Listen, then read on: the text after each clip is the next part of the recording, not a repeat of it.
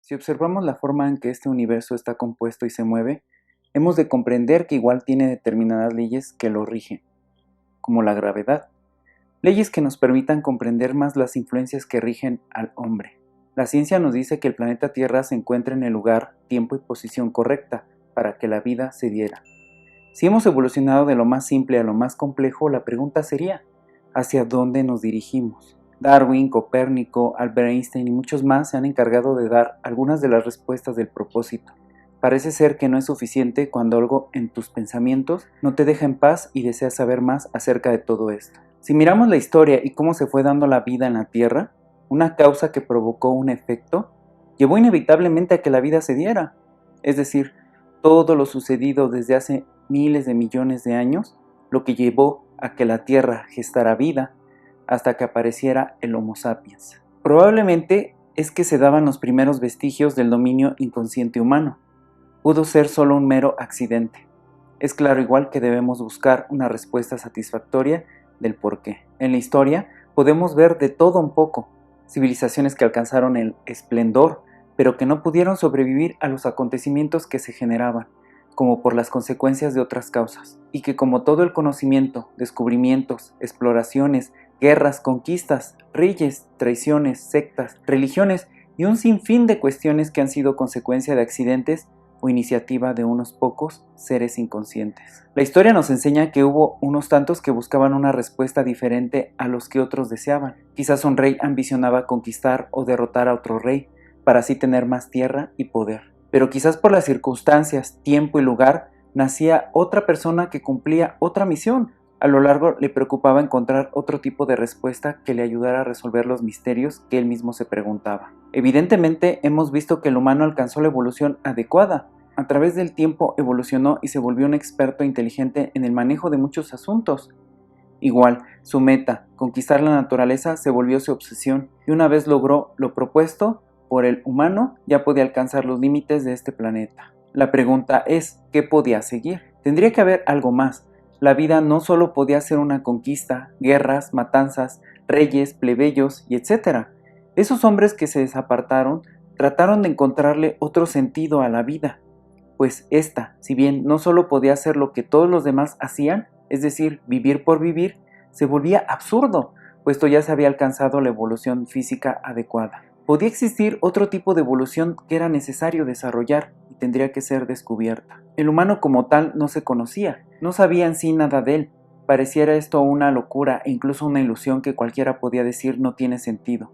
Pero las evidencias en la historia demostraban claramente que muchos de los actos que cometía el humano necesitaba una reforma mental que le pudiera mostrar qué es lo que sucedía y cómo debía repararlo. Así es como muchos humanos buscaban esa respuesta a todas aquellas incógnitas. ¿Quién era el humano y cuál era su meta?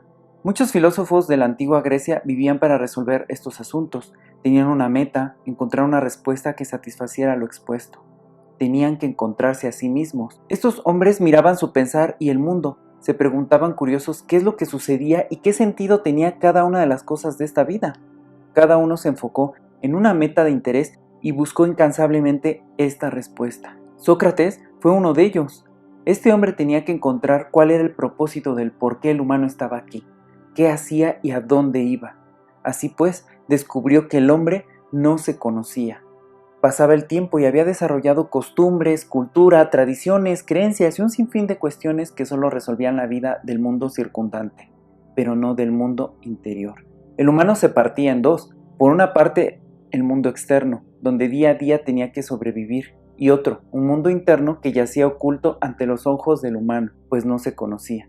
Realmente no sabía nada de sí mismo. Sócrates había descubierto que el humano carecía de conciencia de sí mismo. Abrió una escuela y fundamentó las bases que le ayudaría a encontrar una respuesta a esta nueva incógnita que surgía. El hombre carecía de conocimiento de sí mismo. Algo tenía que hacerse.